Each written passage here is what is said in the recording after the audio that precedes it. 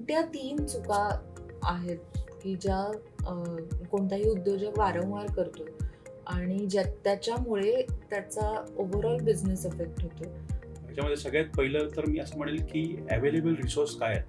आहेत याच्यावरती जास्त फोकस करायला पाहिजे. बरेचसे उद्योजक अवेलेबल आहेत त्याकडे काही फोकस न करता अजून काय करता येईल याच्या नादामध्ये ना ते त्याच्या मागे गोष्टी भरपूर जातात. मग आपण हे करूया आणि अवेलेबल ते तसंच बाजूला राहतं. अशा बऱ्याचशा गोष्टी आहेत ज्याच्यामध्ये खर्च नाहीये किंवा फार मिनिमम खर्च आहे, स्टील तुमचा बिझनेस ग्रो होऊ शकतो आणि हे सगळं अवेलेबल आहे आपल्याकडेच असतं. आपण नेहमी ना सोल्युशन बाहेर शोधत असतो, त्यामुळे ते आपल्याला उत्तरं सापडत. सो एक अवेलेबल रिसोर्स काय याच्यावरती फोकस करा. सेकंड, प्रॉफिट कधीच सोडायचं नाही आणि जे काही तुमचे टार्गेट असेल ते नेहमी प्रॉफिट ओरिएंटेड ठेवा. तुम्ही ह्या वर्षात जे काही आता गोल सेटिंग करत असाल तर ह्या वर्षात माझा एवढा प्रॉफिट झाला पाहिजे असे गोल सेट करा. रादर माझा एवढा टर्नओव्हर झाला पाहिजे.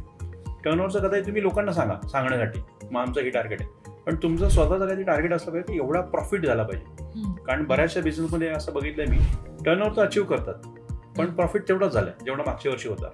सो त्या टर्नओव्हरला त्याचं काही महत्त्व नाही राहिला.